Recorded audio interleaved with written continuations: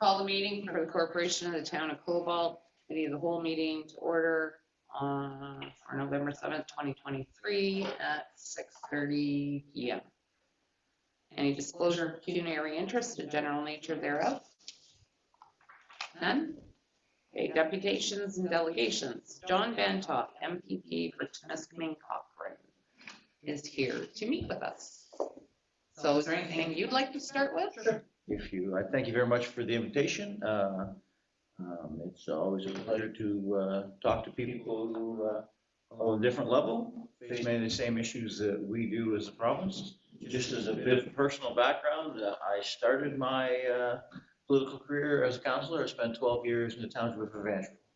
Evangeline is just the front part of Englert and the farming area beside it. So we serve the same people in different areas. The way I see my role is to make sure that everyone in the riding of Timiskaming Cochrane has access to all the funding and all the services that the province provides. Every 4 years there's an election and we fight about how we could better do that, and that's fine, but once the election is over, it's my job to make sure that people here have the same access as everyone else in the province. And that's just how we are structured here. I don't know exactly how many now, but in the last session, there was 5 MPPs like myself who don't have any staff in Queen's Park. So my staff we all have a budgetary budget amount, and all my staff are all in the riding. So, and that's largely because the way the riding is set up.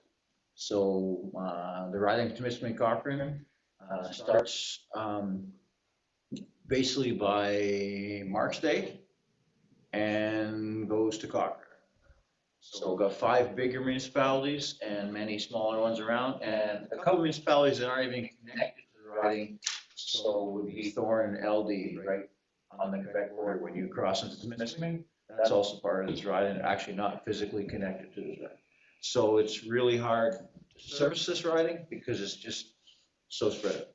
So we don't have any staff in Queen's Park. All our scheduling, our main office is in Timiskaming Shores. There's 2 people there full time, and that's where all my scheduling is done. And basically anything that's Queen's Park related is done in Timiskaming Shores.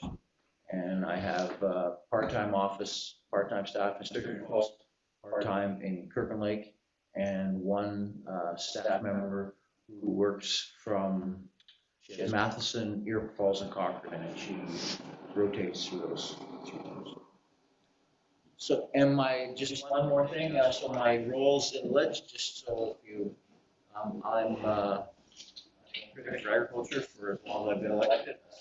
Pretty easy job for me. I know the language, I know the people, I know. But actually my main, and I'm also a critic for Solicitor General. That's a bit tougher one for me, and that's cops, firefighters. But my biggest role in the Ledge is I'm the opposition house leader. So the house leader's job, along with the government house leader, although we oppose each other and oppose each other very much, behind the scenes we're the ones who try and keep the place running. and I enjoy that job, and actually that job helps me. I deal with the government a lot, so I have and as most people do in Queen's Park, but I have no trouble like going up and talking to ministers off the record. That's just kind of part of my job. So with that, I'm happy to take questions and comments. Okay, well, I'll start off because you're just the person that you wear the hats that we need. One, is there any update on this catch and release and it being changed for when they apprehend people? The police we're talking about. Mm-hmm. Because residents are getting very frustrated. And if they try to protect their own property, then they get slapped more severely than the people who are committing the crimes against them because they're told they should know better. Well, at a certain point, the hopelessness just sets in and people are just fed up. And my concern is this is going to come to a head sooner rather than later, I think, at this point. I'm not playing video games here. If I don't write this stuff down, I won't remember.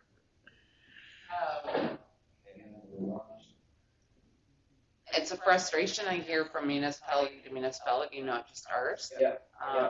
The vandalism that happens, it's just, it costs everybody money. And it's frustrating for the residents and also for law enforcement.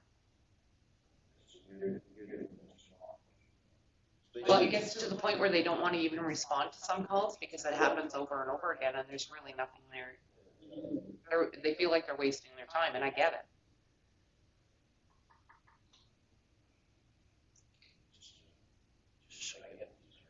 So it's basically, and what I hear from other areas too, there seems to be a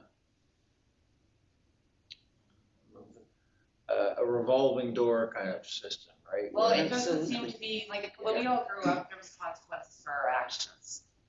What they've done with catch and release, they've taken away any consequences for their actions. Or the consequences are so laughable that they couldn't care less, basically.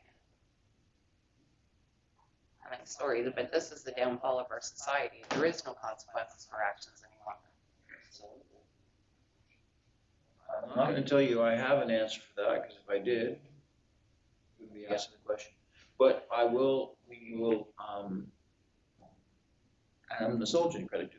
So we will talk to the Solgen's office, we'll talk to the police, and we'll see if we can. Well, it's either that or you're going to see more and more of the residents stepping up and taking matters into their own hands. They're going to be the ones who are facing penalty. Yeah.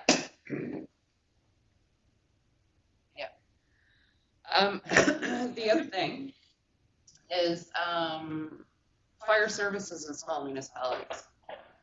One of my kind of concerns about that is all small municipalities are held to the same standards as the large municipalities and large city centers. And we don't put the same, and I'm going to talk specifically fire trucks, we don't put the same wear and tear on our equipment that a large municipality does. We don't have the same amount of mileage, but we're held to the same requirements, which is very difficult because you're talking large ticket items. I don't know any municipality that's got $800,000 they can throw around every 15 years on a fire truck. So I'm wondering if there's anything, is there anything that Queen's Park can do to help smaller municipalities with this? Can we have different standards for a smaller municipality? As long as your truck is passing the comfort test, why is it not acceptable anymore, especially if it's under a certain mileage? If it's passing all the safety requirements, I don't see why we can't just keep our equipment. I know we're in a disposable society these days, but fire trucks aren't really as disposable as a TV. And any fire station that I've ever been in, the equipment's always pristine, right? Mm-hmm. Like, you do everything you can to keep it. Yeah, so it's a real challenge for us. Like, even to finance it, you're talking a big hit to your budget. Yeah. And we have a small tax base. So how do you accommodate that? We don't have a large tax base like Cochrane does or North Bay does. Yeah.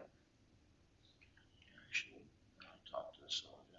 So what you're looking for is, basically just what you said. So that the equipment has to be safe and usable, but it shouldn't. It's should be the same standards. It should depend on a date. It should depend on its functionality. Exactly.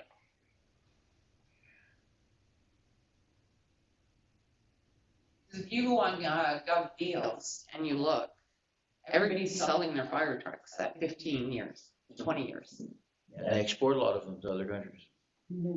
Well, and which is all fine and dandy because for NFPA standards, it can still pass. But for fire underwriter standards, anything older than, what was it, 15 years? 15 years. 15 years can't be your primary truck any longer. So just back up for a second, is that something that's new to me? So the fire underwriter standard, is that a provincial They're standard? the ones Is that that set the insurance? rate for your insurance companies to look at. So they'll give municipalities a rating, and so when somebody calls to get insurance on their house, Mhm. the insurance company gets the rating that's set by the fire underwriters.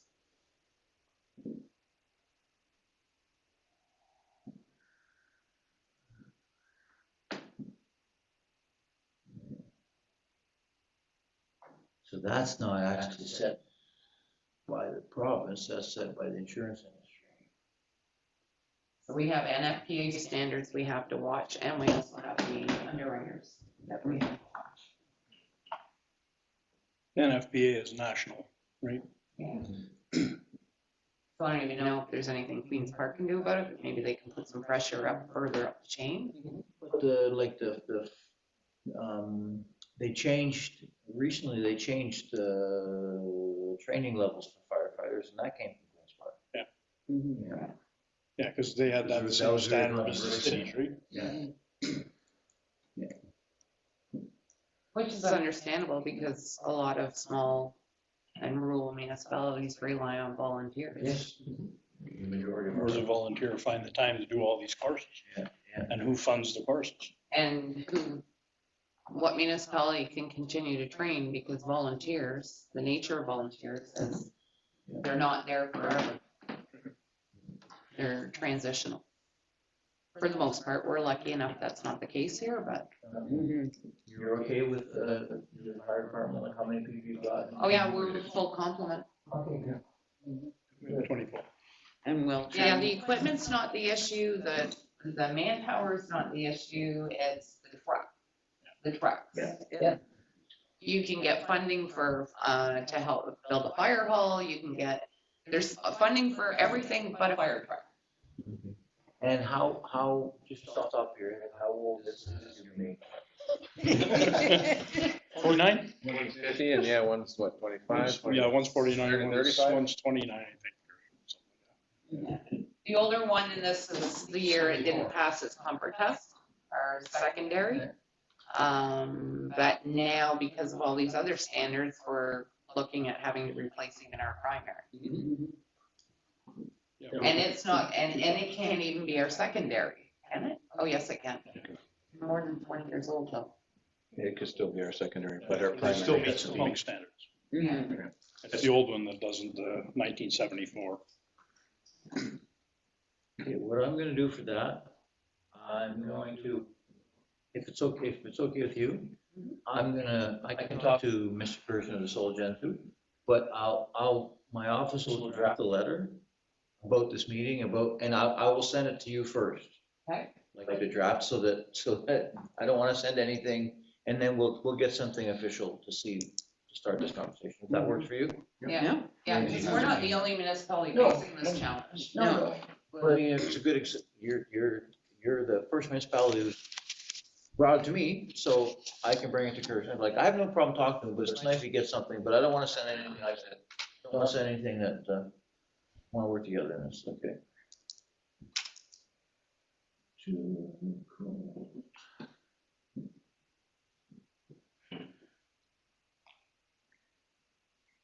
And why I was thinking about this, because we toured, the Solicitor General, he came to Cochrane, and he took the Cochrane Fire Department together. And he was kind of making some statements about the same thing, how a lot of smaller fire departments, and how there's a lot of big fire departments who can afford to, but they're letting equipment go that would be perfect in a lot of smaller places, right? Mhm. Yeah, and there are some smaller municipalities that have had to give up their fire services Yeah. and contract with neighboring municipalities for fire services, which adds wait time for response, which can be a concern, especially in the rural areas. Yeah, Kennebec lost it. Thornlow is another one, I believe they now contract with Earlton. Yeah. So. Okay, And my only other one, and we've already talked about this, is rising costs, and the incomes are rising correspondingly, which is causing a real issue for low-income earners and fixed-income earners. So basically, and we get this a lot, so the province's share of helping the municipality is not keeping up with the true costs. No, and when they download services, the incomes don't go up to cover those downloaded services.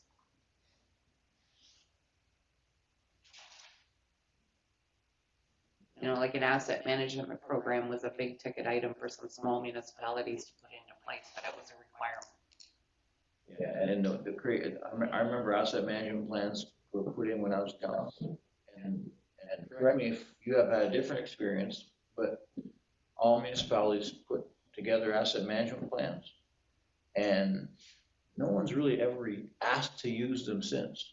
This year we're going to concentrate on, the government just came up with a new announcement, water. This year it's water in new subdivisions because they're getting a lot of hassle with Greenville, right? Well, but if water isn't the issue that you identified in your own asset management plan, well, what good is it, right? Like, because the idea of an asset management plan is, it's not a bad thing to plan. It's not a bad thing to know what needs replacing, but then you should be able to find a way to finance what needs replacing. You might need a bridge before you need a new water tower, right? And it's always frustrating. Or a fire truck. Yeah.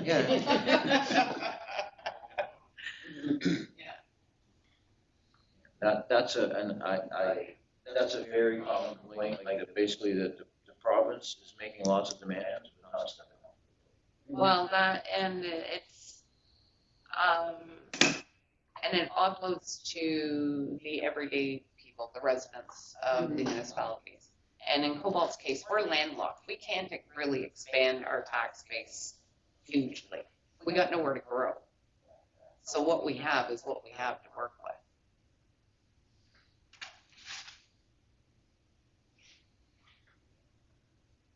You know, unless we all put in granny suites or something, or change our houses to duplexes. I don't know.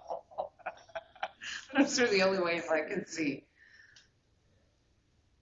You know, groceries have gone up, fuel's gone up, heating's gone up, electricity's gone up, insurance has gone up, and interest rates are going up. And then we have to compound it by putting taxes up to cover the costs that the municipality has. And if you push people out of their homes, where do they go? There is nowhere. I don't think we've seen the end of this spiral.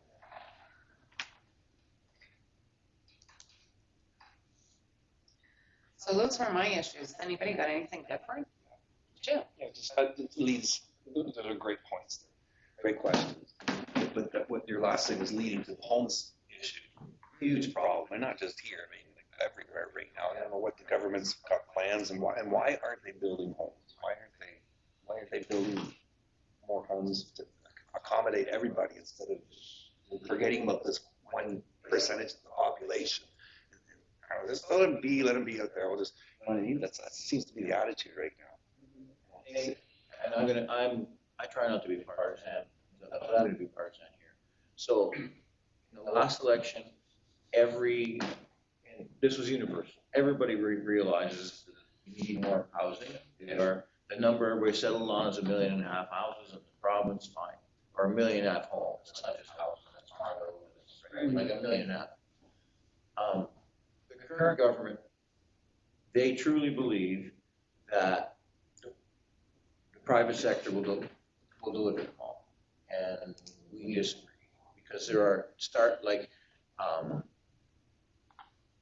not just starter homes, but social housing. Not a homeless person or a person with mental issues is not going to buy a house, right? We know that. They've got all kinds of other issues.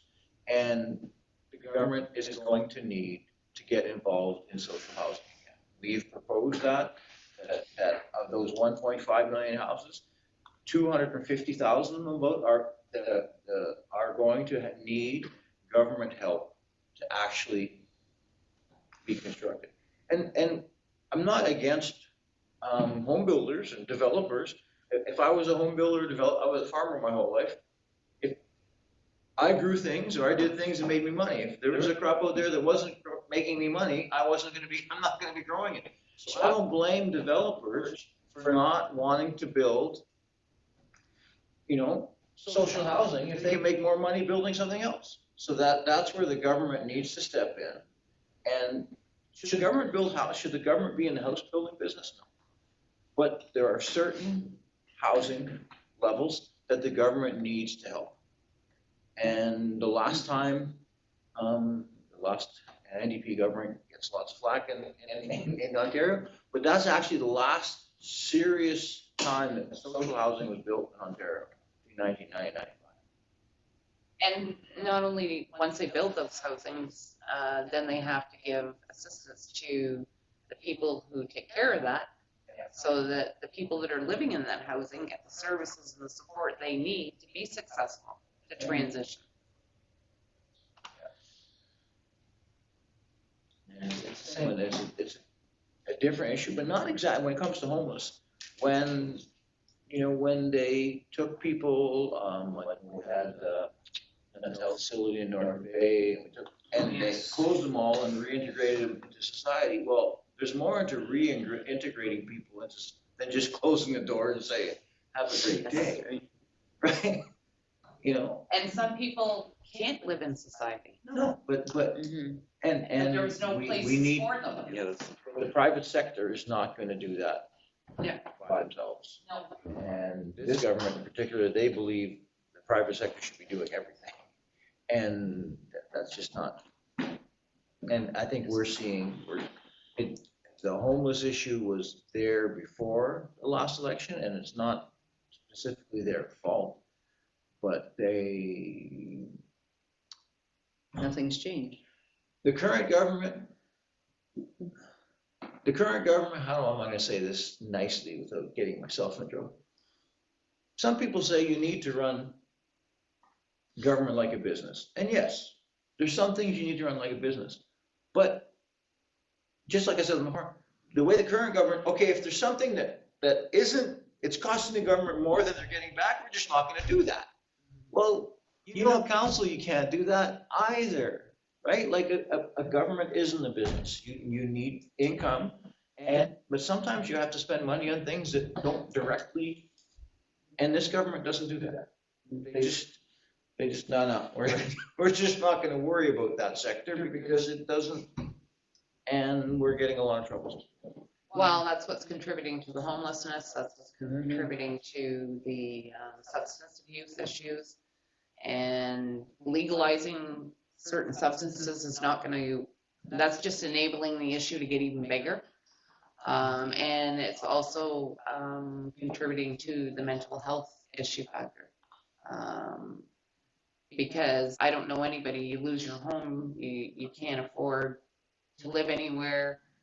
Well, yeah, I can see a lot of people are going to turn to one thing or another, or there's going to be a lot of mental health issues, struggling with that stress of how to cope. So I think by ignoring these issues or legalizing certain things, that's not going to solve it. I'm maybe going to disagree with you there. Not that I like disagreeing with people, but my family is Dutch, and the country with the least restrictive drug laws in the Western world is Holland. But you have the support for and your the country with the least drug abuse problems is also Holland. The country with the strictest drug laws is the United States, and they have the most trouble they have way more trouble than us here. So it's not a. No, but I think in Holland you also have a lot more support for your people. don't know, their society is about the same as ours, but it just, I think we can agree that you do need to support, but the idea that we can just, make something go away by making it illegal is not gonna work either.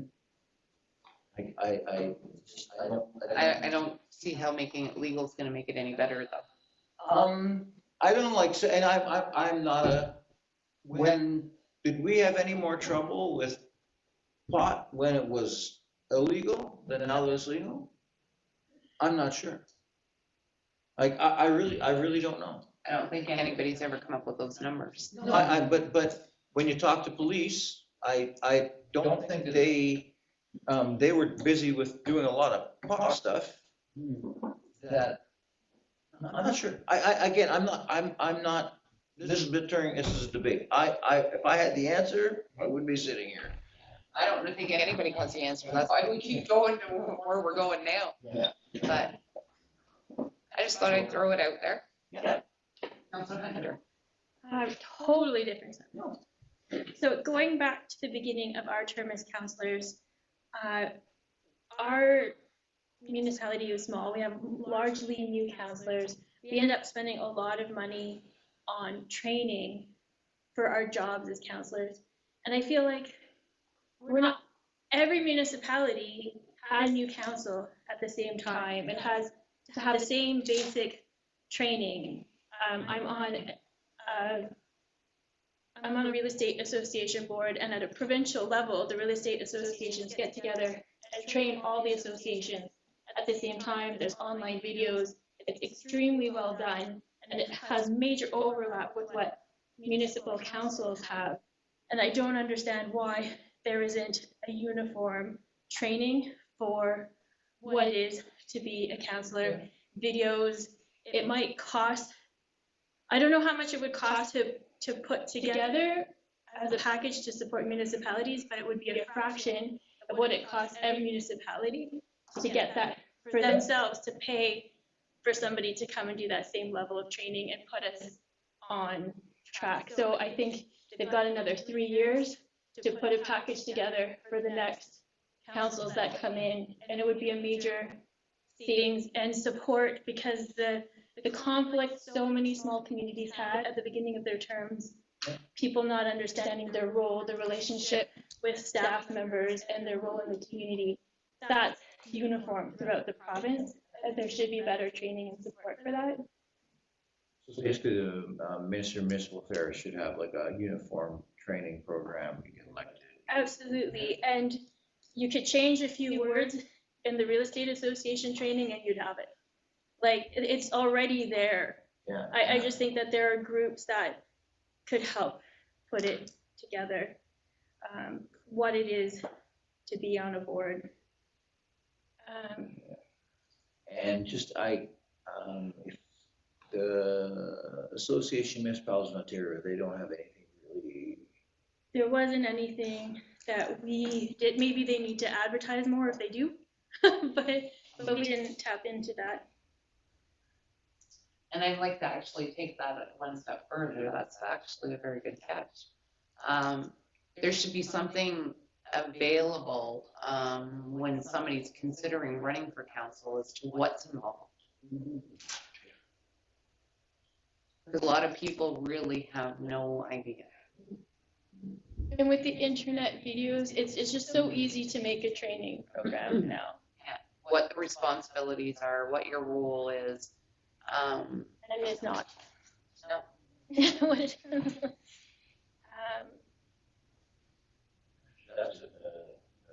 So for people who are interested, it could even be like strictly virtual. Mm-hmm. Yeah, 100% of that training Can be virtual. would be virtual, that we could attend here together. Municipalities could then, it would say, and then check with your city's bylaw about this. Ask your city manager about how this applies in your community. Pause video, manager tells us how it applies directly, go back to the main training. So it would guide us into where to look and what to talk about and what's uniform standard and the standard expectations of conduct. You have a code of conduct. Pause here and read it together. Okay, let's do that so that we're all on the same page, because that was very tumultuous, and I know other communities had similar issues. And I know from personal experience, the turnover rate in councils has gotten much higher over the years, right? That's really- Criticism that's rate from the public's gotten a lot higher, so. Yeah, no kidding. On our level too. Yeah, but we don't, the paycheck we take home isn't worth it some days. That's a really good point, especially, I'd never thought, I've thought about the Association of Municipalities of Ontario tries to do something, obviously not enough. But the idea of if you're thinking about running, because it's been my experience, lots of people think that you can run for council and change the world. Yes. And it's been many people's experience. Some people believe that about MPP too. You're only one voice of many. And that, I think, is a big thing. And the role of council with staff is another area that a lot of new councillors get themselves into trouble with. Because they think, oh, you know what, I can just tell the staff I want this done. Well, no, it doesn't work like that. You can't do that. Or shouldn't work like that, that's, yeah. So, yeah. I will check with AMO, and I will check with, although the Minister of Municipal Affairs is pretty busy right now, but he's also the government house. Because in the end, if councils run much more efficiently, it's better for everybody. Well, it costs less money for the municipality at the end of the day. You figure you get one integrity commission investigation. It costs the municipality money. And actually with the integrity, it should have been brought in, if you think about it, at the same time as when the government brought in the Integrity Commissioner Act. Training should have been brought in at the same time, right? In lockstep. And then it would have, that doesn't stop it from happening now. And a lot of council or people who come on council for the first time aren't even aware of their responsibility with the Water Act and how that can translate to a personal liability.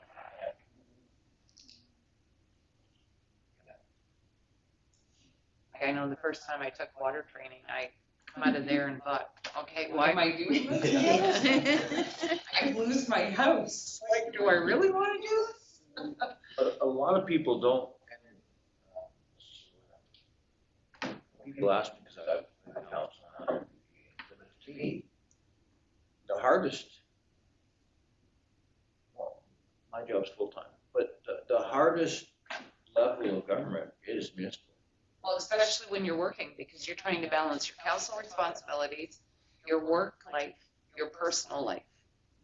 And despite what people think, we are entitled to a personal life. It's always on, right? It doesn't matter what level of, it doesn't matter what level of government is responsible for the problem. You're the first point of contact, right? Yeah. You get calls at home, you get emails at home, you now get text messages at home. And if that doesn't work, then you get criticized and crucified on Facebook. Yeah, no, and social media has made it worse. It has. Councilor Hunter. Okay, different topic again.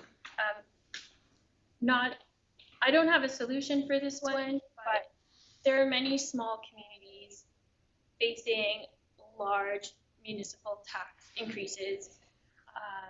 In part, maybe during COVID, they didn't want to increase taxes, so they were using up reserves to help people financially, but it catches up. And I know we've had to deal with that in some other northern communities. I don't like to create more rules and regulations, but does there need to be, like, when there's a condominium, which we don't deal with much here, but they have to have so much in reserves, they have more regulation about what they have to put aside. how did our communities get to the point of not having these reserves? Do we need more regulation? I don't know. I don't want to be like, don't grow tomatoes, but we're going to have to increase taxes. We need better support and advice on how to better manage our finances. I don't know how to ask for that. I don't have a solution. I think even from the fire truck perspective, we have reciprocal agreements with other local communities. Maybe if we have this reciprocal agreement, it's enough for one of the communities to have an up-to-date fire truck. And so every 15 years, a different community buys that new fire truck. And that it's enough that we have this reciprocal agreement instead of all 5 communities having to all have new fire trucks. How can we cooperate more? So instead of even having to contract out, they could have just had a reciprocal agreement. So they maintain their local one and they still have support. Just better cooperation between municipalities to provide these services. On the reserve issue, what I'm just saying, I'm just throwing this out there. I'm not saying this. Would it help councils if there was a hard and fast rule of what percentage of your that your reserves wouldn't be able to fall below a certain? No, but then council would then be forced to They increase taxes even more than they do now, and then Yeah, people would but on the be flip more side, open. On the flip side, you say it's not our but on the fault. flip side, because I'm dealing now with municipalities who have been helped, who've been determined not to raise. And the next council has to raise them by 30%.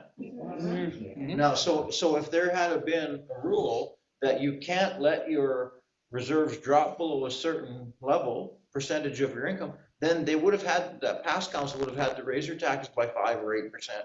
But people now are at a 34% tax increase, right? But that wouldn't have happened if the previous council said there's a rule, you can't drop your reserve below this. I'm just, because that's kind of weird, like you can't, because this is, you're a separate level of government. Because lots of times I don't get calls, but I'm not going to say which company, but lots of times we get calls that, you have to step in because, and that's an example. I said, no, I can't step in. They haven't done anything that's against the rules in the Municipal Act. They're their own level of government, responsible for their own business. Just because you don't like their decision, or maybe I don't like their decision, but doesn't mean I can step in. Well, and I'll play devil's advocate on that. That's a great idea that you said it, that your reserves can't fall below a certain percentage. But if that were to come into place, then you'd need more support from the provincial level. That when they put more requirements on the municipalities, the funds have to increase correspondingly and be allowed to be used for operational items as well. Yeah. Because there's a lot of things we can't use funding for. And what are we going to do when municipalities start going under, not having enough money, not being able to raise taxes fast enough, or they're raising taxes and people are selling properties or going back? Like, what is that longer term consequence? Yeah, because if you raise them too high, then you're going to increase your homelessness issue. Because you're going to be forcing people out of their houses that are already on a knife's edge. So it's a balancing act. But that is the problem, though. You want the government to step in, or the province to step in, but you don't want the province to step in, right? Like that's. But they have no problem sending us more things that we have to do. They don't step in, they step on. And that's Give what us more happens. requirements that we have to meet, and every time they bring a requirement down, I know when I sat on the payroll association for the FGRAC when we met in Ottawa, one of the things we did when we were talking about changing a payroll law is we looked at what is the impact going to be on the sector that we were representing. Because there's always a cost to implementing anything new or having to meet new requirements or regulations. So if you're going to give us more to do, then give us more to do it with. Because now that's gonna cost us more money, because this is something we didn't have to do before.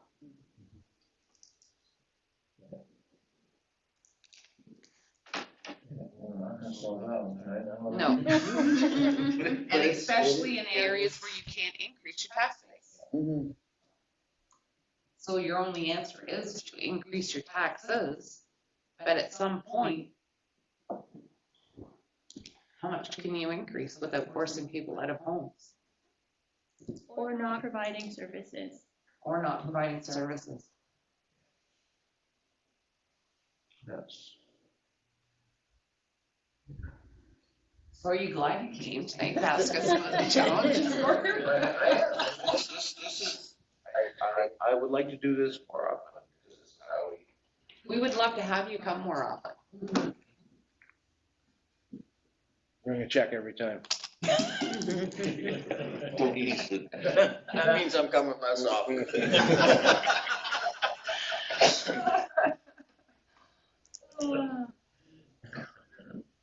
No, it's been great to have the dialogue, to touch on some key issues. The one thing a few things I've learned, but when I got this job, I never really traveled a little bit outside the area, but never really looked at what's happening in other areas. And I think that's one of the things that the government as a whole has a really hard time grappling with it. Understanding that not all areas are the same, right? So if you look at like the amount of growth in certain parts of Southern Ontario, they don't have they're starting to feel it now where the government has now not allowed them to charge development charges for new construction. Oh, that's hurting towns big time because now they're having to go into their reserves and people who have houses already are now, their taxes are gonna go up to pay for new housing. That's hitting them. But overall, your average, but this government as a whole doesn't think about what's happening in Temiskaming or Cobalt, right? They look at the big picture, and I've really learned that every area is so different. You just can't come up with one set of rules and regs that's going to work all over. It's just not. Well, I'm part of a group called NOW, which is Northern Ontario Women, and it's women who are in municipal politics from Timmins all over. I think there's over 50 of us now. And even when we meet and you listen to the issues the mayors are facing in the different areas, it just really is a big eye opener. And it is good because it gives us an idea of some creative ways to address some issues. One thing that this is a touchy one for this area and for me. Most parts, when you deal with many people in bureaucracy, when they hear that there are municipalities like under 2,000, under 1,000 people that have a council, like, no. Like if it was up to, and I'm certainly not advocating for this, and I fight against it. If it was up to some, the district of Temiskaming would be one town. Because that's one, to many people, that's one suburb, right? Yeah. And they just, so we really have to be sensitive, creative, how we portray ourselves, because they have an easy answer. Oh, Well, they have an easy answer, but I'm not saying it's the right answer, but that's what's going on in the back of their heads. Why are you well, bothering? they need to look at what happened when Hellebury amalgamated with Temiskaming, with New Liskeard, and created Temiskaming Shores. A lot of what was in Hellebury is gone now. Undiamond. Yep. Yeah. And it's migrated to New Liskeard. Yep. And it's almost like they're the second-class cousins now. But if you talk to, and I'm not arguing against that, but you talk to some people in the Rockers, the problem there just wasn't big enough. Like, no, but that's because, so where I learned that, so I live 6 months here in Toronto. And the apartment building where I live has more people than my town of England, by quite a few.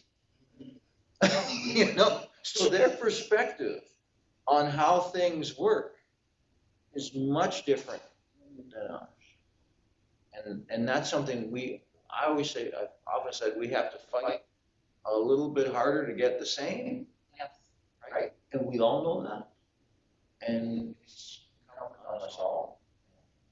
To make sure that people understand what it's like. It's easier to solve the problem when all people are in one apartment building. Yeah.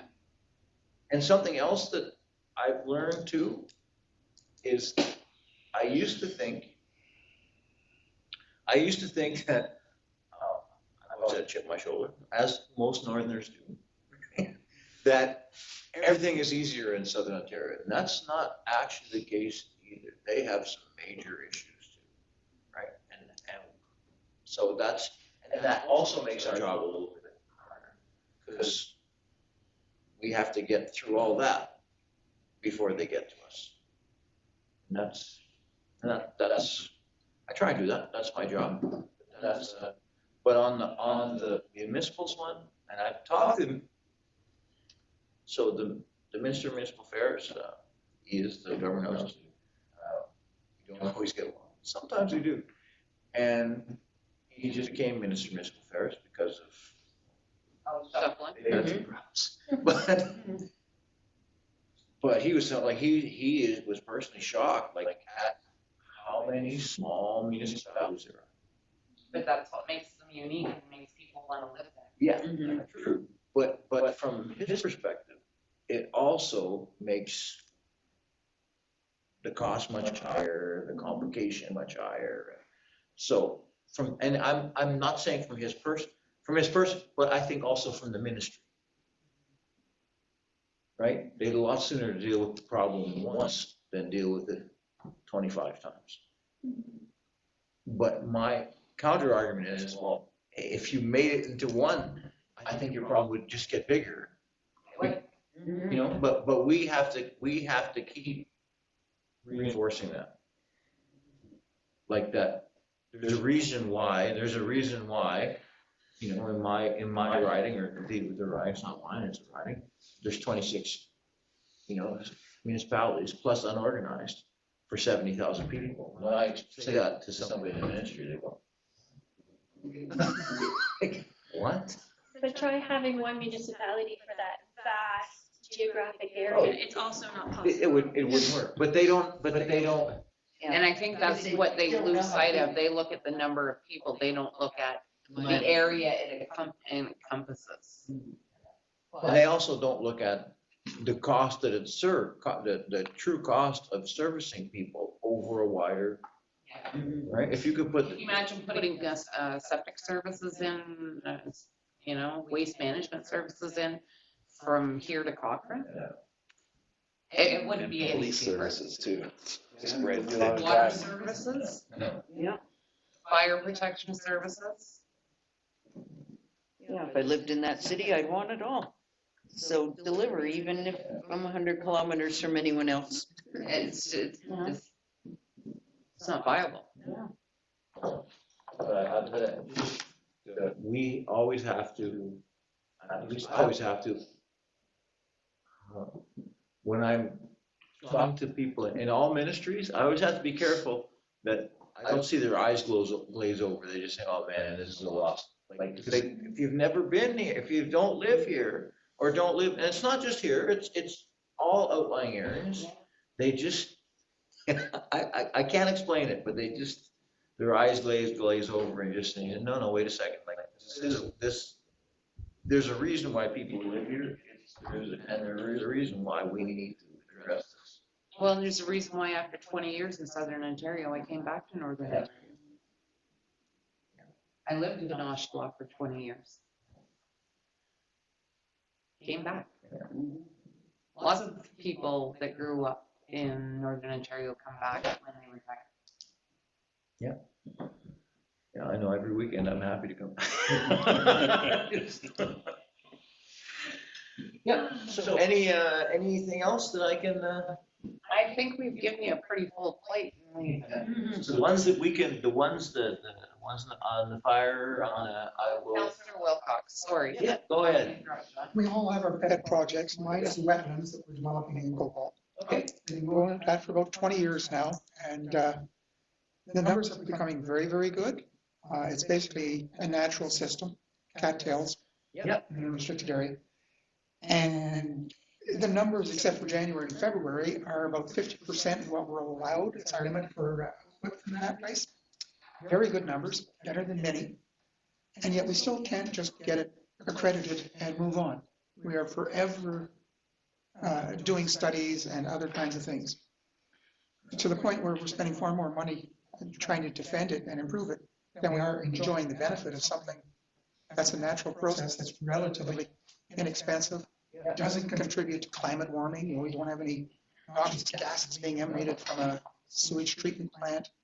It's perfect for small northern communities. And so you've got a couple months here, but over the year, you're way below, right? If you take an annualized. Annualized, we're below. The 2 months in February, it's 8 kilograms of phosphorus per month for 2 months, which is relatively nothing compared to what's going on in other places. Yeah. So was this basically a pilot project? You're still trying to get approved? It was initiated that way, yes, about 20 years ago it started, the planning stages. We had a director's order and now we've got to meet the requirements of the director's orders. And now we have to do an assimilative capacity study. But before we can do the study, we've got to do a work plan. And all these steps cost a lot of money. So, and these aren't things that, if you just had like the typical sewage lagoon, a town wouldn't be doing these things. If it was a traditional treatment facility, no, we wouldn't be doing these things. The treatment facility would cost massively amounts more. Yeah. With no additional benefit. And we're trying to be, eco-friendly here. Yeah. And if it was fully approved, then we could be encouraging other small communities that don't have access to any sanitary, that this is the way to go and to set it up, and that would improve the environment in a lot of small communities. Okay, so I don't mind approaching the ministry, but I'm gonna have to get you guys to do me some work. Can you do me a one-pager with the history? You know what I mean? Just so, or with the file number, just so when I go to the minister, so that I don't have to. And yeah. And it's a new. Now, is this gonna cause any friction with the headway we've just made previously? Is it gonna cause any friction though if we? It's a very good question. Yeah. Right now, we're still working with the ministry on this.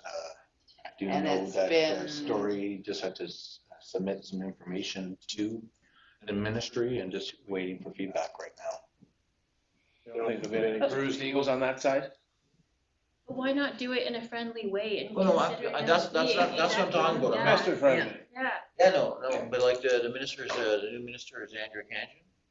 And just, hey, this is a great project. I hope, I know you're looking at it. Just to let you know, this is something like that. Well, and it's something that's vital even for some of the larger centers when they have green space that's not usable for anything else. This is a great idea to supplement what they Indigenous have. community. If they're Yeah. Have lots of land and. This system is approved in the Maritimes too. It's in use and approved there. It's just trying to get it approved in Ontario. And all at our cost. Mhm. Thank you, Cobalt. for Thousands being- and thousands more. Yeah. They gave us a price on water sewage treatment plant, he came up with 20 to 25 million to build one. And I don't think we need to spend that kind of money when we got something that's doing the job already. Yeah. And it's not like we're ever gonna overburden our system because, again, we're landlocked. It's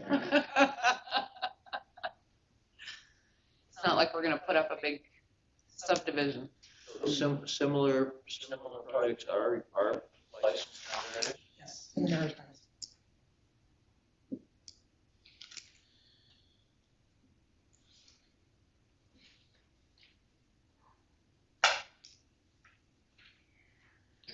I am having a fight with the ministry about a sewage lagoon in Armstrong Township.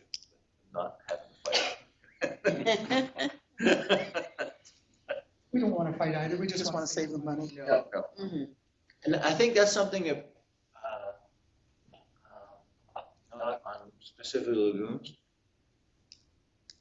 What I've learned in this job too is, what a lot of people see about, if they ever do watch, the question period is there's a lot of friction, that's a lot of, and there are, it's kind of like in any workplace. So there's 124 of us plus all staff. Probably 80%. We work together pretty well, regardless of 10% you go and have a drink with after, and that might not be your own party or go have supper with. And then there's 10%. If I never had to work with him again. I might be on every one of those lists for some people, right? Like that's just, but there is a lot of stuff that happens behind the scenes that, right? So like on your marsh, basically, and just do this. Hey, say that, hey Andrew, like, this is a really good project. It's been going for 20 years. There's a lot of good news there, and they could use some good news right now. And that happens all the time. Now, if they on something like what's happening in Armstrong, where they're importing human sewage and spreading it on farm fields, not quite as friendly, but they know that's coming. Like they know. I'm not a big. Some people do. I'm not a big favor of the gotcha stuff. If I'm going to go after a minister or I'm going to go after somebody, they know it's coming, right? And sometimes, and not much with this government, but in previous governments, sometimes a minister would come up to you. Happens once in a while here, but a minister would come up to you and say, "Hey, can you ask me a question about this?" Because then I can go to cabinet and go like, you know what, like they're close to raking us over, like, and that'll help me fix this problem. Doesn't happen as much with the Ford government. The Ford government really, the people who run it didn't understand. Getting back to your thing, they should have had some training. No, really. Because this whole greenbelt thing, and there's a lot of dirty stuff in it, but a lot of it is just, they came in there and thought they could do whatever they wanted. And when you're the premier's office, it takes a lot to stop you. And all of a sudden, they're in way too deep, and now they're in big trouble, right? But a lot of it is, and so they didn't really they were really difficult to deal with at the start. They're starting to actually now come around because they've had to. But really, I was always surprised at how a lot of stuff happened behind the scenes. So if there's something, hey, you know what? This one needs to go to the top of the pile. Doesn't always work. Not going to say it always works because so like something like your wetland, that one could be, hey, this is good news, and this might help a few other communities. You should look at this. And even when I sat on the Federal Advisory Committee, it was a lot of stuff was talked about more at dinner and over a bottle of wine than it was during the formal sessions during the day. Yeah. So It's, plenty of bottles of wine. sometimes it gets legitimately heated at Queen's Park, but usually. But and my one last is I make a point of this, I'm not, it's my job to, like I said, make sure everybody has access, but it's my job to help. So I wouldn't do anything, I won't do anything that's gonna stick a spoke in your wheels. Like, so if I'm gonna approach a minister on something, like I said, I'll send you a letter, but I'm not gonna do anything that you're not gonna know about. That's just not the way it should be. Right? That's the last thing. Appreciate that very much. Yeah, no, that's the last thing that anybody, you don't want to surprise anybody. That's not in this, we're not in this for political points, we just want to. Well, it's like when I get a lot of calls at home, I'll tell people, well, you know, there's not really anything we can do about that at our level. Why don't you call John? Call his office. Well, your staff is very good to talk to. Okay. Any more? No, but come back again. Okay. During our term. Have a Couple great. weeks, bring a checkbook. Your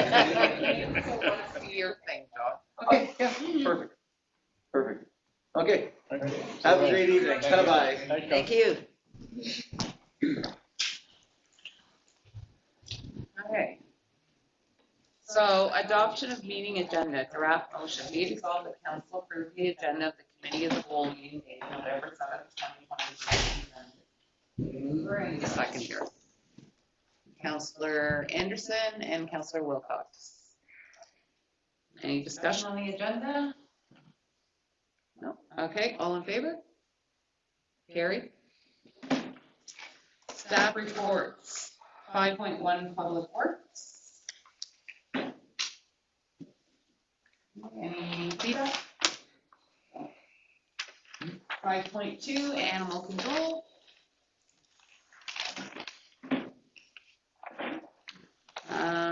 5.3 by law enforcement.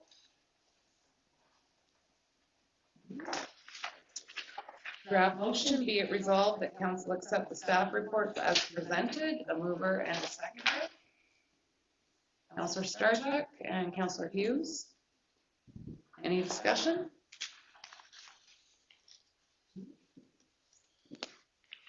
Okay. Just, yeah, well, hang on. Before we, just so everybody's aware, I have asked staff to put visiting our animal control bylaw on our January agenda for us to start looking at next year, about updating it. Okay. Okay, all in favor? Carried.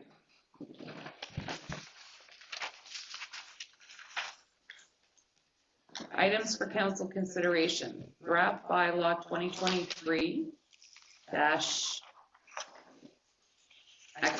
to adopt a user fee bylaw for 2024-2026. Staff report 2023-11-07-01.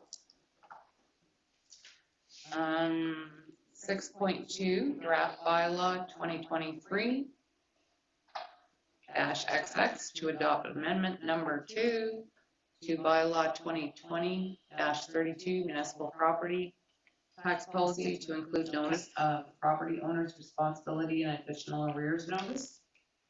There's a staff report 2023-11-07-02. 6.3 Councillor Cooper, Council Steppen, staff report, senior package 2023-11-07-03 on that. 6.4 Cobalt Classic Theater, discussion of lease agreement, staff report included 2023-11-07-04. Bunker Museum, sorry, 6.5 Bunker Museum, water issue. 6.6 Mayor Adset, Community Initiative. 6.7 Ad Hoc Committee, Sharp Lake, Property, Budget, Procedural, and Procurement to be changed to Town Manager Advisory Groups. Another staff report, 2023-11-07-05. 6.8, Temiskaming Health Unit, municipal expense allocation method. Staff report included, 2023-11-07-06. 6.9, library board members, 2 new members, Suzanne Oshner and Mary Church. 6.10, surplus lots, Pyrite Creek. Staff report, 2023-11-07-07. Draft motion, yes, With respect to the staff report on pyrite. can we do that in the discussion portion? Sure. Okay. Draft motion, be it resolved that council accept the items for council consideration as presented. A mover and a seconder. Councillor Starchuk, Councillor Anderson. Okay, and discussion. I'd like to go through the items from the top down, if we can, and do our discussion on each item. 6.1, the draft law bylaw, to adopt the user bylaw fee. Any feedback for staff on their staff report on that? No? Your Worship, this is just updated from 2024 to 2026. It also includes a few other charges that we did not charge before, but it just puts us in line. It's something that we've done, everything, but to be compensated for. So, We cover our costs for doing this. exactly.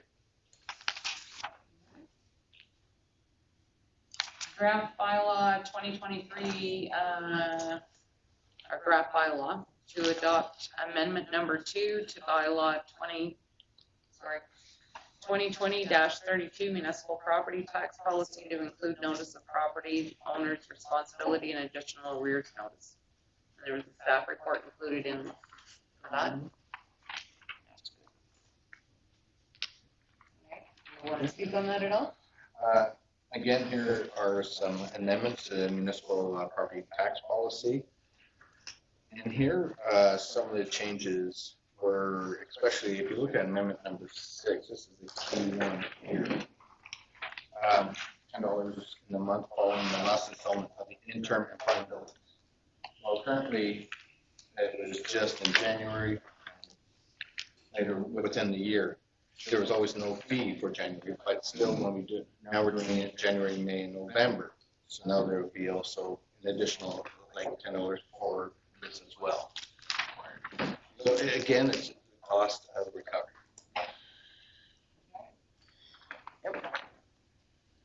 6.3, Councillor Cooper, Council Stivitt. There is a report, I know I'm probably saying that report wrong every time I say it. Anyway, there was a staff report on that. And they gave us, I think, 3 options. Okay. Councillor Cooper. I'd like to see us freeze our stipend for the next 3 years, just because of the finances in town. I think we have to give a little bit back, and I don't think any of us are here for the money. So if we hold everything at an even keel, hopefully we can start to gain on our output.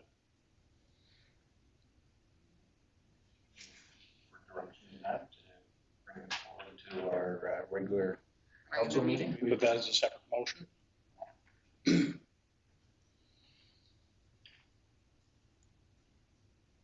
Okay. Anybody else? I happen to agree with Councillor Cooper on that.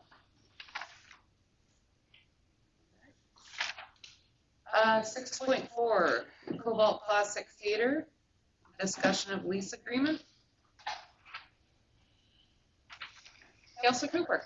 I think after 20 years of giving them the theater property for $1, I think it's time that we start to recoup some costs out of this building.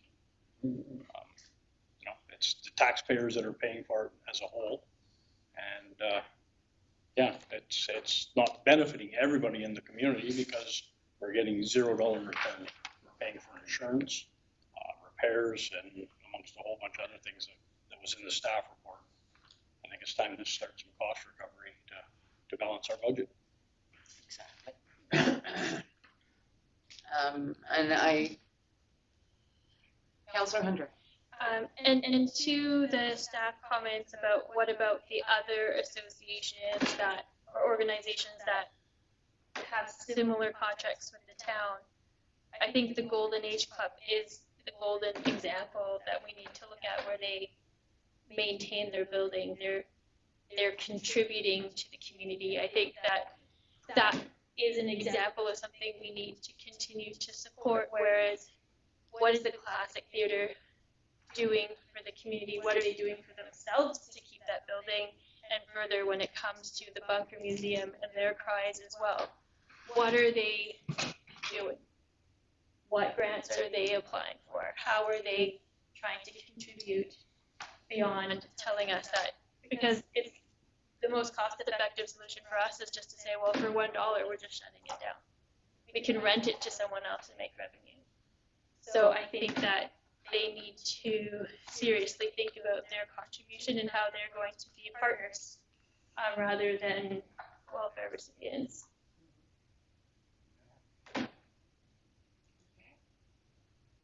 I think the days of giving space for free are probably coming to an end with the town of Cobalt, as with any other municipality, because the costs are increasing, insurance being one of them by 35%. So we need to make sure that we're not giving space at a detriment to all of the ratepayers in town. Otherwise, we're telling all the ratepayers in town they have to support something when it may not be all of them who feel that they want to support that. That again should be a personal choice. Yeah. So I think we need to look at our costs and what we're charging and come up with a fair market value for the space. Okay. Does that make sense? Mm-hmm. I think it would be a little out of reach if we go fair market on a building. That's Well, no, but it gives us an idea of what to. and want to be net zero or to the positives. Yeah, and then we can enter discussions with the entities and see what they're able to. Again, I'm not saying we're going to set it so that it's in the stratosphere and it's out of reach. Let's see if we can come to a mutually beneficial agreement. Your worship, just an FYI, we did have an engineer and insurance adjuster there last week looking at the roof. The roof will be repaired. Well, the engineer is now reviewing the plans of the building and putting a game plan together to have this repaired, an ETA for it to be repaired. But at the time, currently at this time, we will continue what we did last year, is have an individual shovel the roof if we get large accumulation of snow. Take precautions. So I just want the council to keep that in mind. Well, and it's a claim on our insurance, which contributes to the insurance increase. I don't think it's probably useful to them, but Kirkland Lake has their theater, which it has had major fundraising, has been brought back from the brink of falling apart by, in part, a now southern, past northerner who cares, but they are constantly looking for ways to keep it open and are improving that building. And the Classic Theatre needs to get a group of people together to do that. So if we can have staff put together a report on the costs.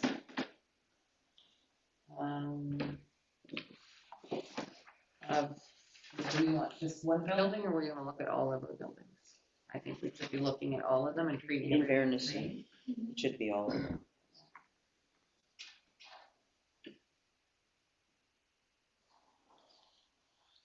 And then we can bring that, I would say, bring it in January to the agenda of the regular meeting. Give staff time to pull the reports together. I'd like to see them sign an agreement effective for the beginning of January. So we're starting a new year with a new lease agreement. If you can put the report together that quickly, it'd be Gives you a month. With the, if we're looking at all the buildings, we're looking at least getting a report Well, done. it's only the theater on this agenda, right? Yeah. Yeah.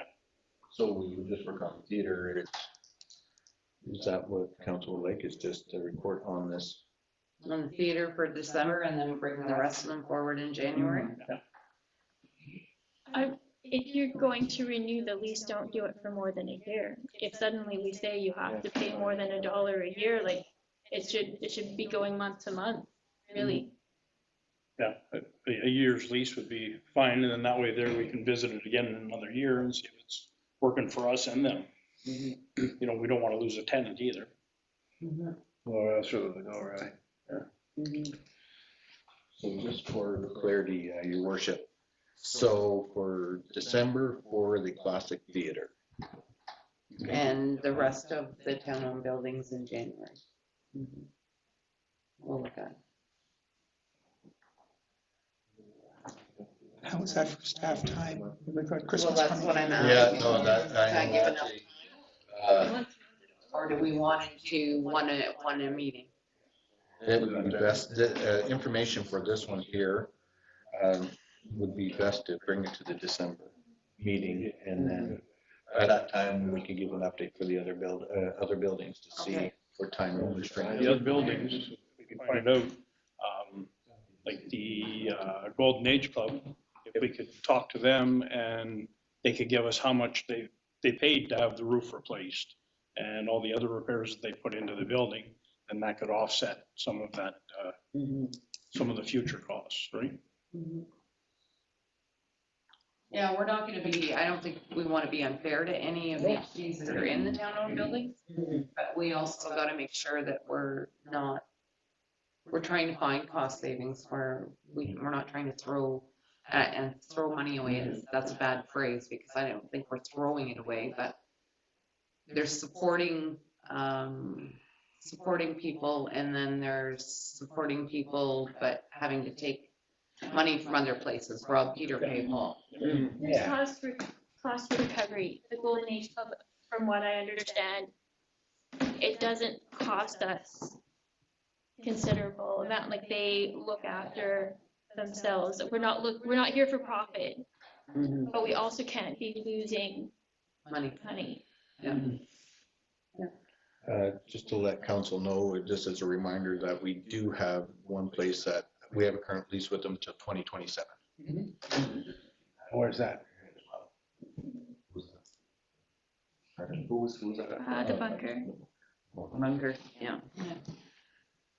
But we can start reviewing them and have a plan in place for when those other leases expire. This is gonna be broken too. And because the theater one, It was up for renewal, they haven't signed it. yeah, so it went from January 1st, 2022, and they haven't bothered to sign it, so we can, I would say Change that it lease however we offer is want, you know. expired and we'll Yeah. a new lease offer. because they, they weren't signing it because the roof wasn't fixed. Well, I don't want that held over our heads. We're doing the best to get the Using roof the fixed. building either way, right? Yeah, What did we figure out, what, 10 grand when they fill that place? Yeah. 40 bucks a ticket? $30 a ticket. I think there's 250 seats, so Pretty good cash. about $8,000 every. Okay, so is that clear direction? Yep. Okay. Bunker Museum water issue, there was a report on that? Your worship, along the edge of the Fraser building, the walkway to go to the pharmacy, water, sealant there is deteriorating. So right now, water, of course, will find a way to a different area, always does, and currently it's going down into the bunker area. So come spring, I like to have as one of the projects is a sealant put along the edge of that building. And start beginning some quotations now to put it in next year's budget.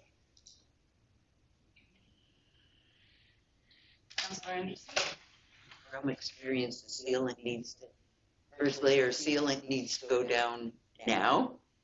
And if we have a January thaw, you may have to go and patch it. This has been, I worked in that building long enough. This has been an ongoing thing from the very beginning. That and was never a problem in the Fraser Hotel because the basement was never used. And we're down in the basement there, and so it's always been an ongoing problem along there. And I think part of it happened as well when the glass sidewalks were taken up, the new sidewalk put down, when all that reconstruction was done. And I think Mike Harrison, believe me, has tried every different kind of sealant and ways of doing it all the years. And I think it's just a matter of, it's going to have to go in as a standard at least once a year or twice a year. You go along and whatever you can come up with, like,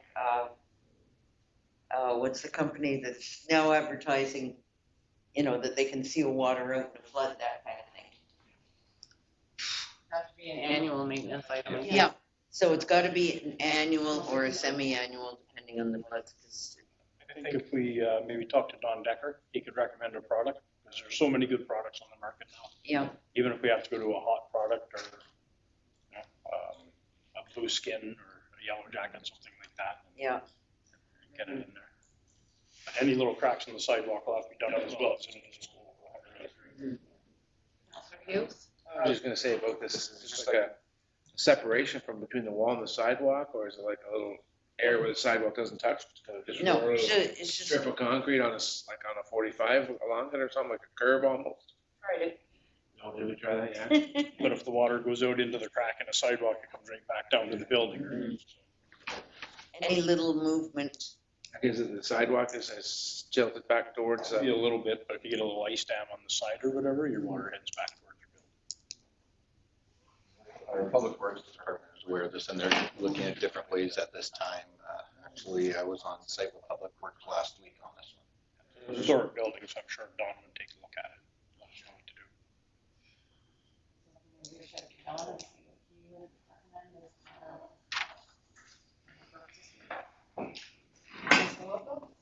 Well, I'm just going to second Pat's point about getting it done in the fall before we get into a wet winter and it gets significantly worse downstairs. Well, I think at this point, with the temperatures the way they are, unless they're gonna stay significantly above zero and be dry, I think we've kind of missed the boat this year. It must be underwater sealants. I mean, there must be something we can try as a temporary. Lots of things. Oh, tons of things. he's got a few cans of Flex Seal. Well, we'll see what, Been done Screen door. several times. and if there's something that we can use like at this time of year, that would be awesome. Look at different options there for sure. Okay. Mayor Ansett, community initiative.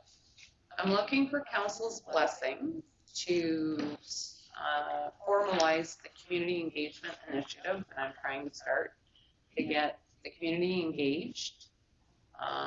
Because as I've said when I first mentioned this, it takes more than 7 people around the table to make a town change. We need to get the people involved. We need to change the tone of the conversation in the town. We need to focus on the positive, and that will help bring us back to what I remember Cobalt being, where people pulled together all the time, not just in the bad times, but also in the good times. They supported each other as a community and weren't so quick to criticize. I had a business offer a donation of $250 to set up in a fund to start the initiative off. And one of my plans is in December to do a coffee get-together, to be determined date and location, where we can invite the residents to come with ideas of things that we can change in Cobalt and the skills they have to help us do it, as trying to get our residents more involved. Another idea that I'm trying to come up with is to try and bring some of our youth in as a shadow mayor and to give them an idea of what's involved in municipal politics, because they're going to be the future of our town. But how to structure that and how to go about it and make sure I'm not violating any rules, I'm still investigating on that one. But those are just some of the ideas. Because every speaker I've talked to, I've heard, it all starts with the people, with the community. So I'm looking for council's blessing to continue to go ahead. So do we vote at that in the next meeting? I just need to know whether anybody is against opposed or, No. and if anybody's got any ideas or they want to pitch in, including any residents, I'm more than welcome any feedback. It'd be good if we did, set up coffee thing and have, if people come. Yeah, So we gotta make sure it's really well up. But I'm also gonna have a negative tax. If anybody comes in with negativity, they're taxed. Oh, good idea. Like a swear jar. Yes. Yes. So is there rewards if you have a positive attitude then at the other end? To make our place where we all live better. You get free coffee. That's the reward. And maybe if we can get donuts donated or something, you get free coffee and No, I'm donuts. thinking coffee, tea, hot chocolate, and gingerbread. Uh-huh. It is December. This season. So, okay. And I didn't want to set up an ad hoc or anything like that because I kind of want to make this about the community. Yeah, not formal. Okay? So the direction, your worship, is to have a motion at the next regular meeting then? Yeah, we'll do a motion to approve it.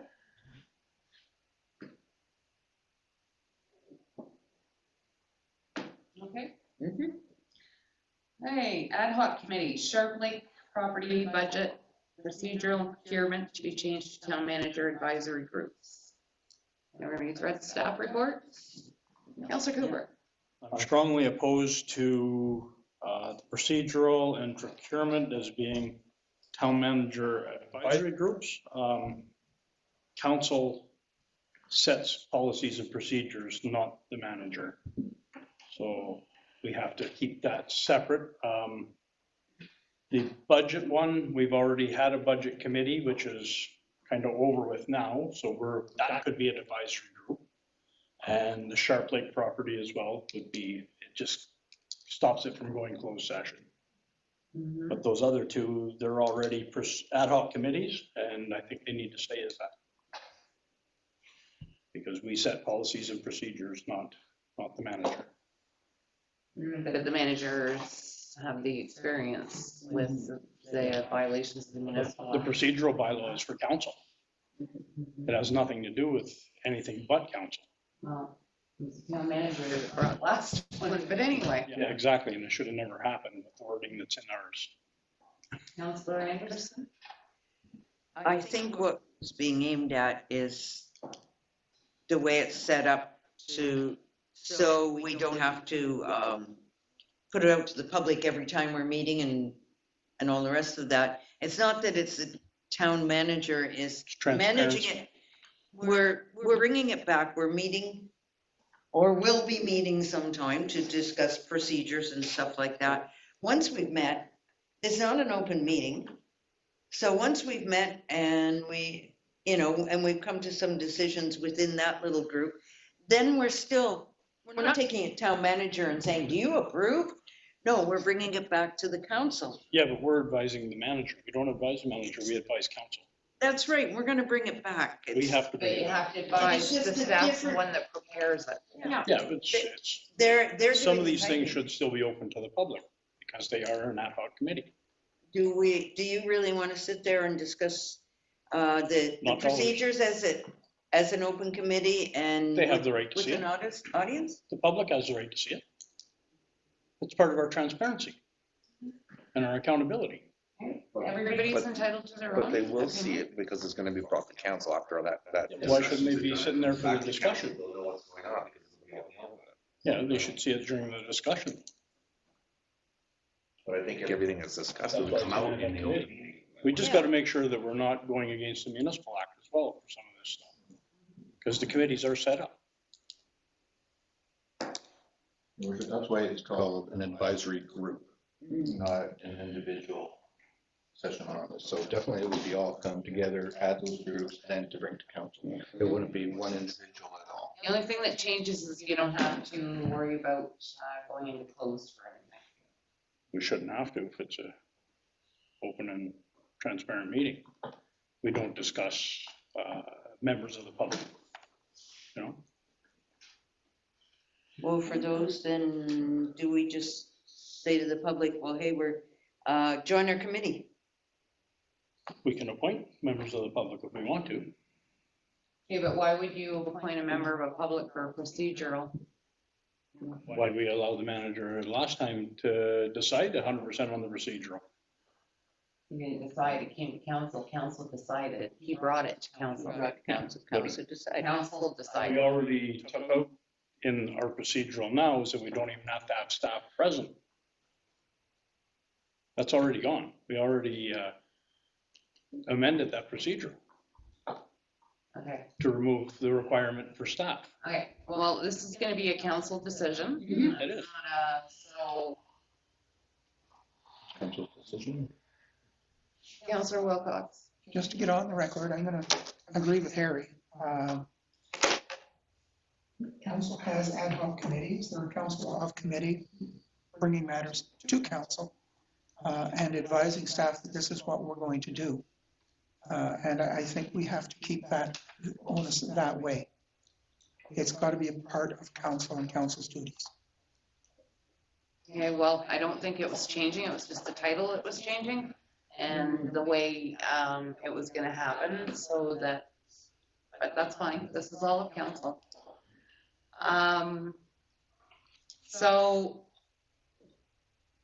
So that I understand, Sharp Lake property budget is okay for it to be switch to an advisory group.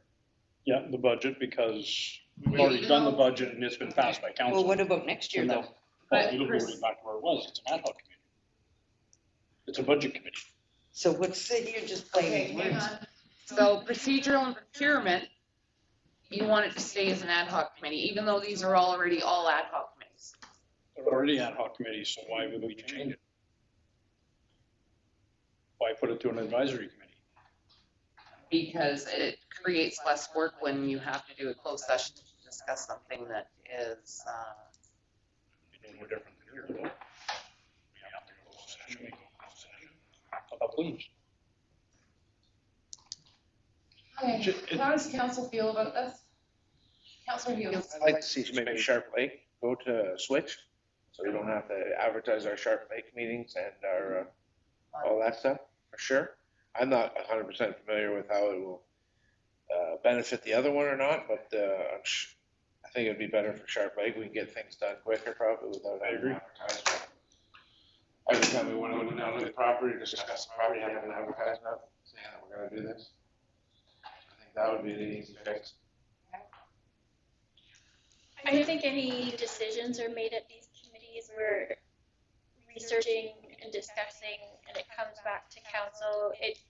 Especially when we're trying to work with various people's schedules to be able to say, hey, we all have time this afternoon, let's do it.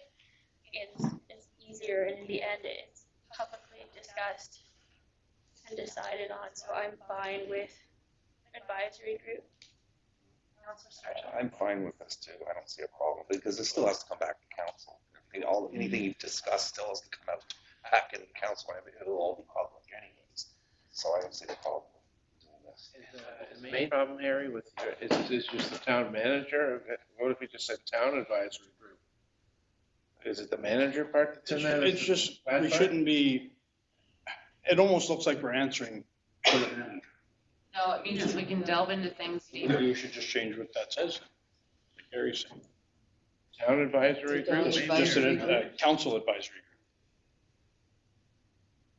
I would like to name it. That's what this was intended. We're for, answerable to exactly council. what Gary said, and Streamline it a little bit? yeah, but nothing gets approved without council's.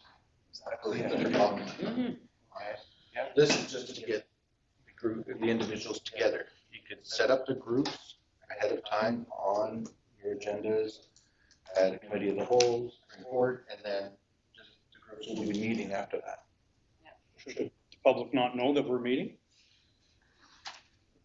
It should be advertised anyway that those committees are meeting.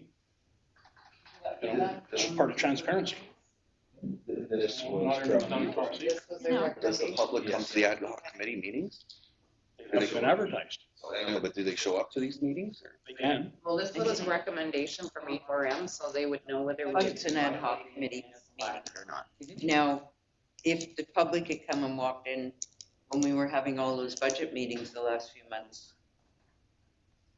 would that have been okay with you? Might have went a little Do slower. they deserve to see it? Well, do we want rumors flying around out there and putting scare tactics? No. in? It's not a matter of the Only No. discussion. Oh, yes, it is. That's a big That's how part of rumors it. get started. This is so you can have discussions about sensitive topics, and the information all comes back to council. All of council is gonna vote on it. Nothing is being hidden. Like I said, I could see the budget one being fine and the Sharp Lake property being fine. It's the other two I don't agree with. Right, well, we can rename it as the town advisory group. Even with the Sharp Lake property, we have a member of the public on the board. George, yeah. Your worship, would you like it just to be changed ad hoc committee to town advisory group at council, or did you want a motion for each of these items at the next meeting? I'm fine with just changing the title to town advisory group.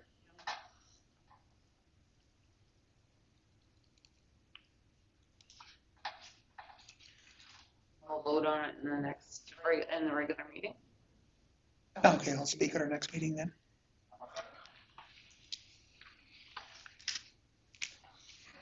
Okay, next item, Tinisqueam Health Unit, municipal expense allocation method. There was a staff report. I'll start this one off. That's kind of good news. So you look at the discrepancy between MPAC and the census data.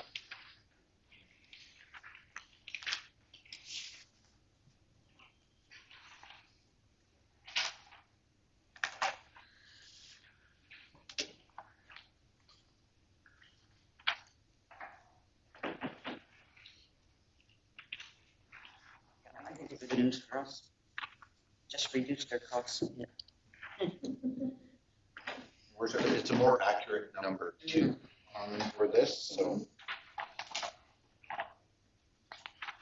Okay, anything else on that? Okay. Library board members. So a motion at our next meeting then? Yes. Okay. Sorry. Library board members, 2 new members, Suzanne Osner and Mary Church. We'll vote on it at the meeting. Okay. 2 welcome additions. Your worship, there were 2 vacancies, and these were the 2 individuals that put their name forward. The only 2. The only 2. So, Good people. Excellent people. okay, 6.10 surplus lot, Pyrite Street, staff report. So does everybody have time to review staff report? Okay, before we start this off, I'd just like to state one thing. We already declared these surplus. We're not gonna sit on vacant property when we're trying to find funds, I wouldn't think. Anyway, I'm just throwing that out there, that's just my opinion. That's still I have questions with this discussion. Yeah, Okay. So especially one of the properties is quite large. Are people allowed to put in a septic in town? You didn't catch that, or people? Are somebody allowed to put in a septic? Because, Septic bed, a sleeping towel, everything. yes. oh, I believe when you have municipal sewer, that they have to connect to the municipal they have to. sewer. And I have a septic, but I'm very, very, very far from sewer. So, I mean, this one, I don't know what the rules are, but that's just something to consider. But I think that's whoever purchases the lot, that's their, the onus is on them to decide what they're gonna do with the lot within any restrictions of the zoning and planning and zoning. Yes, but we need to know what those restrictions are. So we need to know whether they're allowed to put in. Okay, why do we need to know them? We're selling them as is. Because we're the ones who have the restrictions. So when they come and apply for a building permit, we can't tell them that they have to figure out whether or not they qualify for a building permit. That's our job. Well, no, they put in for a building permit and it's the building inspector's job to tell them whether they're gonna get it or not, and why they're not. It's not the town's. That's the building inspector. That's why But we the hire town them. contracts them, like, we contract if we were Timiskaming Shores, that would be internal. Because we're small municipalities, we've collectively bought this municipal thing, but it's still our responsibility to know what it can and cannot be done on the property. It's our property. Well, if we're selling it for a purpose, yes, I agree with you, but we're selling them as is. As is where But whoever buys it has to be able to get answers to their questions. Go to the building permit Well, guy. Well, And he will Sam's answer. not gonna have those answers, and we're not building inspectors as counselors, so that's not within our scope of skills. So I think I know if I was gonna go look at a piece of property, I would investigate and I would ask questions, Exactly. but not of the town. I would be going to the individuals who have the expertise. I would ask a contractor, because most contractors do know what the rules are in the different municipalities. If they had the question, we could put them in touch with the building inspector. Mhm. I'm not sure that you understand our Right, goal maybe as I'm far missing as what you're trying to corner, say. but that's fine. Yeah. Is this one, is this the It's like sewer? if you're Sewer? buying a Yeah, used it's car. it's actually over here. Right inside the Sorry, house. But that It's should be a not like conversation all buying the a used councilors car. hearing, not. Yeah, and it says as is. Any explanation on the it's dark. municipal land. It's not. People have to be able to get the answers to their questions. They can, but they don't get it from council I'm or not from the asking staff, they council. get it from the appropriate people. Yeah, the town will, if somebody were to inquire with the town would put them in touch with the appropriate individual to get the answer. Mhm.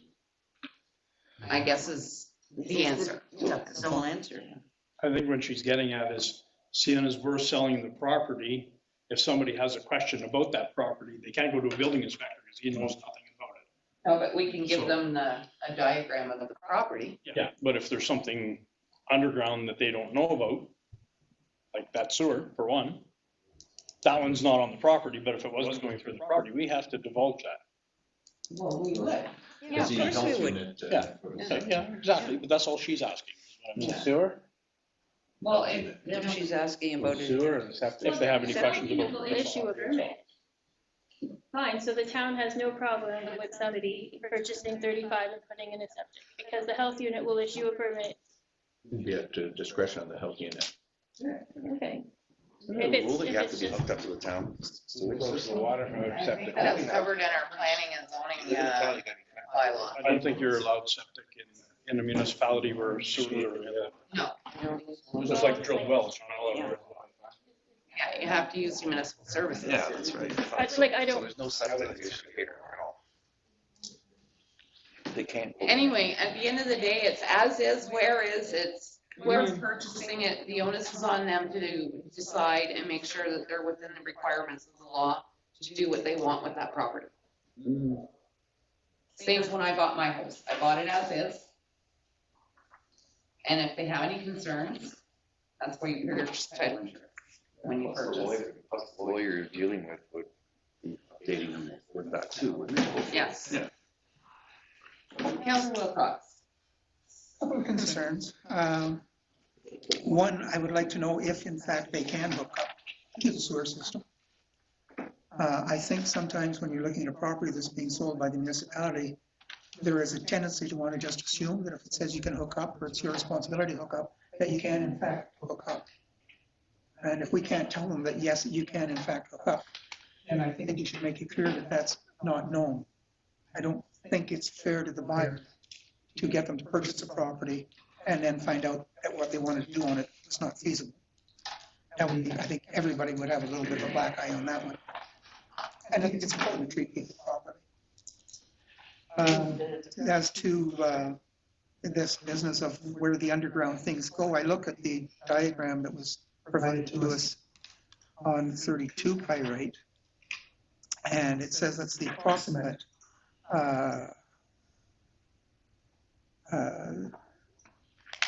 where the sanitary main runs. It says it's an approximate placing, but it's about 50 feet off.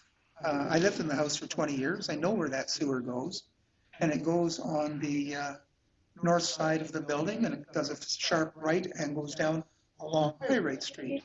It does not come down on that angle and go over there. Where that is suggesting it goes is in fact bedrock. So there's no way that's possible. And then I wonder if one did buy another lot down from there, how do you hook up to any of that? What about the easement question? None of that's been answered. And I don't think we should be proceeding to selling anything until we have those answers.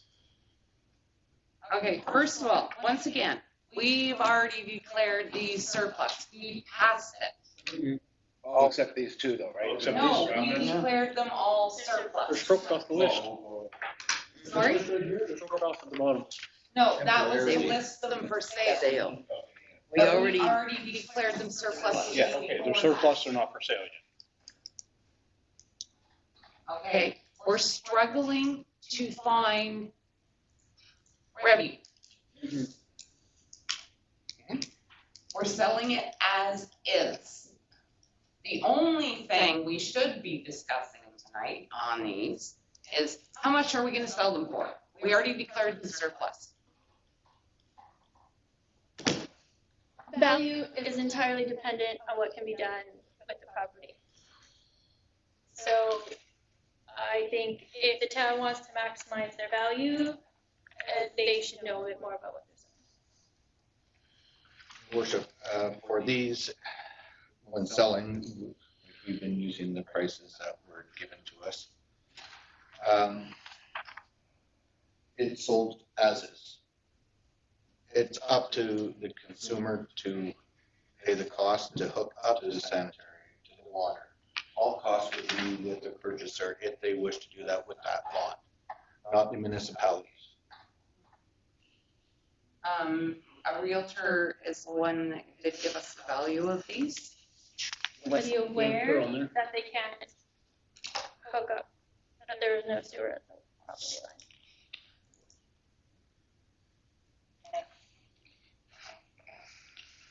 Councilor Cooper. The only last comment I have is, these lots were for sale years ago, and previous councils pulled it off the list because of their close proximity to the lake.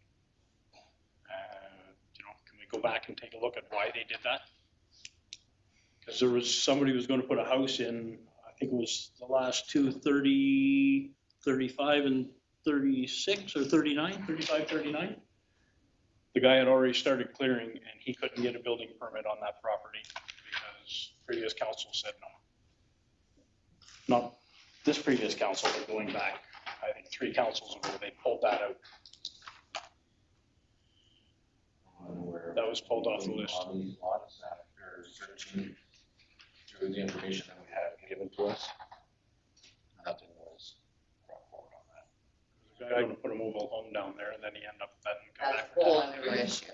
Yeah, but it was still a. There's nothing Yeah, about but the even if permit. you switched to a house, they pulled it off the list. Councilor it- Anderson. the guy was gonna put a mobile home on there. Yes. Was it the home that was too small for our zoning, not wide enough for our zoning bylaws? Because I know there was one down that way, and it was like, and it was too narrow, And it got turned down because it wasn't wide enough to fit in our zoning bylaws, even though we really, really wanted to let the guy go ahead, become a resident. And put it He already in. has that. You have to go back and check to make sure that that was the Can same we go back lot, and but check? Well, now we got the tiny homes, so that's good. yes, now we've changed them.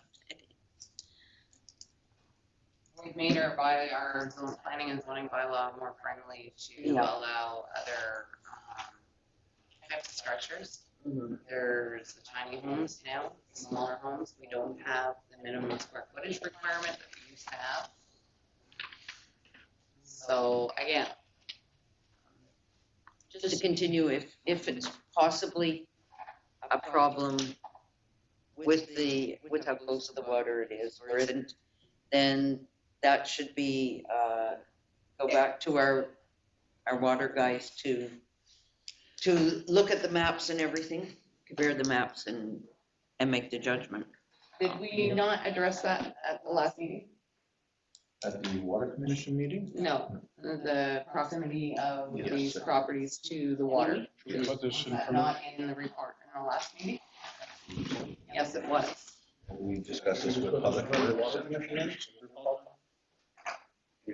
This mentions something about getting an engineer in there to see if this sanitary system can be set up with water, et That cetera. would be all the costs of the purchaser of all the property. I'm looking at- Not on the municipality.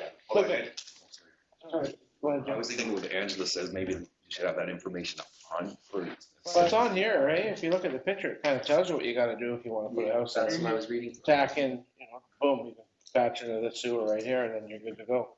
Water main's right there. I know, but to confirm that actually an engineer has looked at this and said, yeah, it's actually possible.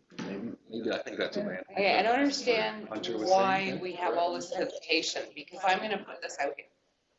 If I was a purchaser and I had a realtor, the realtor would make me aware that as part of the listing, it's the purchaser's responsibility to hook into the water, the sewer, the municipal services. Because you're purchasing it as is. So I'm a purchaser, so you've told me this information. Now, I should get in contact with an engineer to actually see if this can be done. That would be the buyer, right? That would be the That buyer. would be. Yes, and it was the same as the property I was looking at. I had to get in contact with the health unit to find out the regulations for the septic system before I even put an offer in to purchase. Also, a few of the properties that are currently out there, prospect, new property owners contacted the office and asked these questions to us about these properties. Like, is there septic possible there? For the other properties that were listed, we answered those questions to them. Yeah. So we have not come across any issues at all for any of the previous ones we have advertised. Thank you.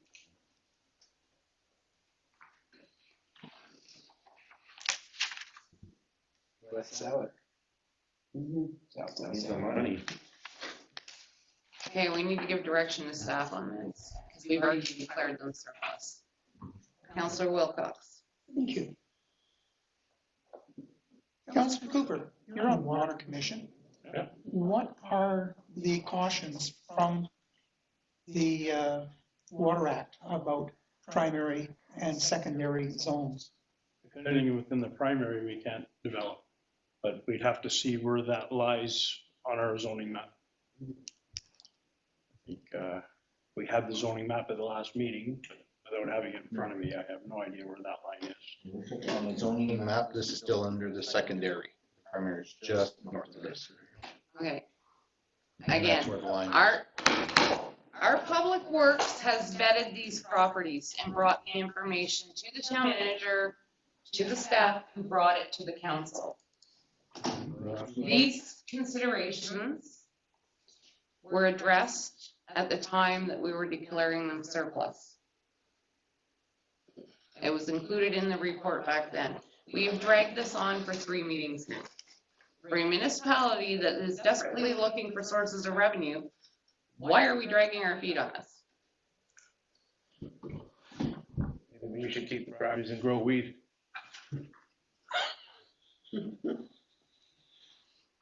once again, we need direction for staff, or we can bring it forward as a motion on the next agenda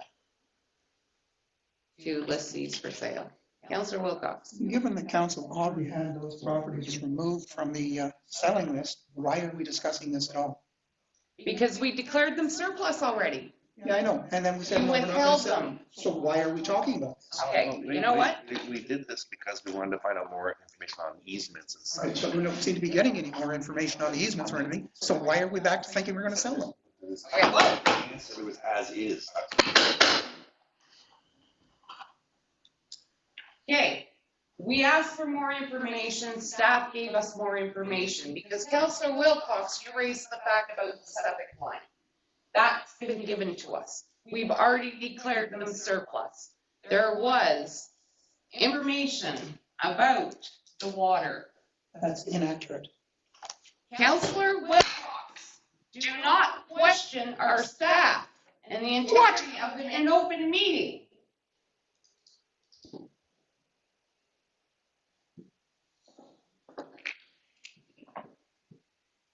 It does say approximate.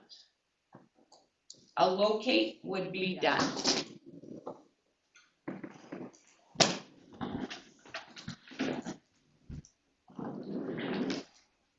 I'd like to give direction to staff to put this as a motion on the agenda of the regular meeting.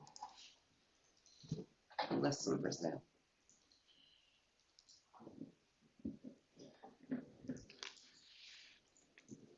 Obviously, getting direction is not going to be an easy matter.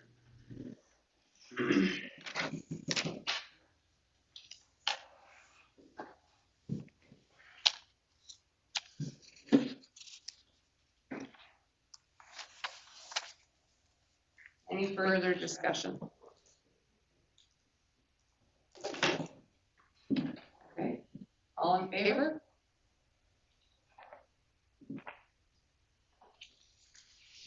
All in favor? Carried. Item for council information, temporary closure for portion of Pontiacus Road. Do you want to speak on this? Your worship, actually a company called WSB will be in next week, working in conjunction with Ignico Eagle Mines to cap this area. Therefore, they will be needing, because of the traffic, their vehicles and concern for safety, being proactive here, they would like to close the road, but it will be open for snow removal and snow plowing, any of that issues there at all. So, just looking at this map here, actually the road closure, there'll be a sign at the bottom of the hill, they're going up Pontiacus Road. But just after the property there is going to be the closure. So the individual who lives on the property here can access it, no issues at all. And same with the west side as well.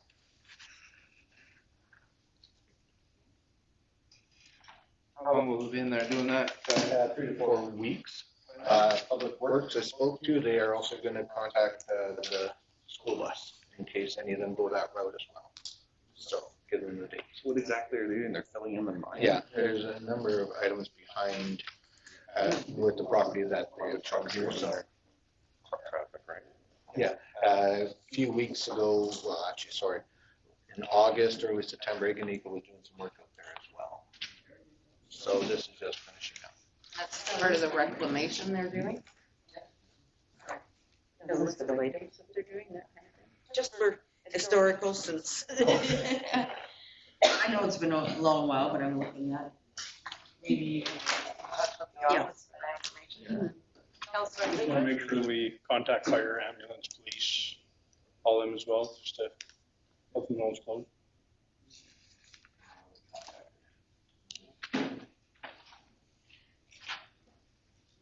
Oh, sorry, I brought that forward and discussion started. Draft motion, be it resolved that council accept the items for council information as presented. I need a mover and a second. Councillor Anderson, Councillor Skarchuk. Any other discussion? Is this just on 7.1 we're talking about here? Yes. Sorry, my mistake. We'll throw them on the page there. Everybody's questions been answered? Okay, all in favor? Carried.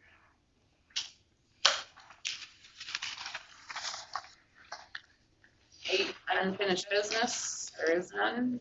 9, new business, mayor's report.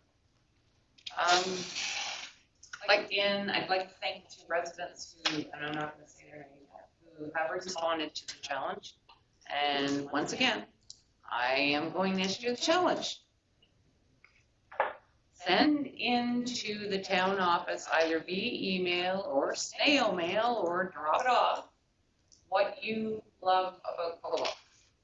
What makes Cobalt a good place to live, a great place to live. Okay. Okay, item 10, closed meeting. Draft motion be it resolved that council convene into a closed session as per section 239 of the Municipal Act 2001 as amended in order to address matter pertaining to subsection 2B, personal matter about an identifiable individual, including municipal and local board employees. Need a mover and a seconder. Councillor Cooper, Councillor Starchuk. Okay, any discussion about going into closed? We are. We are. All in favor?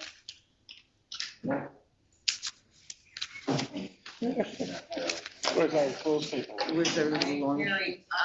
Just so everybody knows, we will not be recording after closed session. We'll be earning after close.